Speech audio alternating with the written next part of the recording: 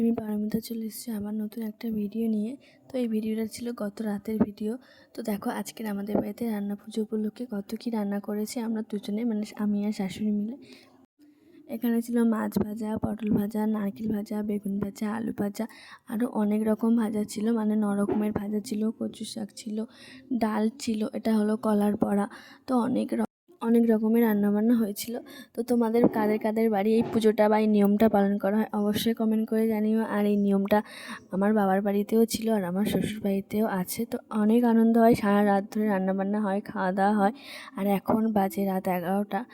ওই জন্য আমি ছেলের খাবারটা সাজিয়ে নিচ্ছি। অনেকটা লেট হয়ে গিয়েছিল, ওই জন্য তাড়াতাড়ি করছিলাম। আরও এত কিছু খাবে না, কিন্তু সাজিয়ে দিচ্ছি দেখানোর জন্য, যাতে ভালো লাগে দেখতে। তো দেখো আমি ছেলের খাবারটা সাজিয়ে নিচ্ছি, আর মা ওদিকে পরিষ্কারগুলো করে নিচ্ছে। যেহেতু উনুনে রান্না হয়েছিল, ওই জন্য সমস্তটা পরিষ্কার করতে একটু দেরি হয়। আর আমি তার ফাঁকেই ছেলেটাকে খাইয়ে নেব। তো আমার ছেলে অনেকক্ষণ ধরে অপেক্ষা করে বসে আছে ওর দাদুর সাথে খাটে। তো আমি ডেকে নিলাম, ওই দেখো টপ করে ছুটে চলে আসবো ওখান দিয়ে।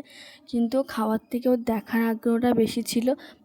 তো এবার বলবে যে আমি এটা খাবো না মা, ওটা খাবো না মা, মানে প্রত্যেকটা বাচ্চাই হয়তো এরকম করে, কিন্তু আমার ছেলে একটু বেশিই করে। তো দেখো তারপর ওকে খাওয়ানো হয়ে গেছে, তারপর আমরা খেতে বসেছি। তো শাশুড়ি মা আমাদের খাবারটা বেড়ে দিয়েছে। আর এত কাজ করার পরে আর ইচ্ছে হয় না যে এতগুলো ভাজা দিয়ে এত রাতে আর খেতে। কিন্তু আমার শাশুড়ি মা তো মানে প্রত্যেকের প্লেটে প্লেটে সাজিয়ে দেবেই। তাও আমরা অল্প অল্প খেয়েছিলাম, মানে এতটা তো খাওয়া সম্ভব না। আর কালকের জন্য রেখে দিয়েছি, মানে বাসি যেহেতু পান্তা দিয়েই খেতে হয়, আমাদের নিয়মে আছে। আজকের ভিডিওটা এই পর্যন্তই। আশা করি তোমাদের খুব ভালো লাগবে। ভালো লাগলে প্লিজ একটা সাবস্ক্রাইব করে দিলো, আর ফেসবুক থেকে দেখলে প্লিজ একটা ফলো করে দিও।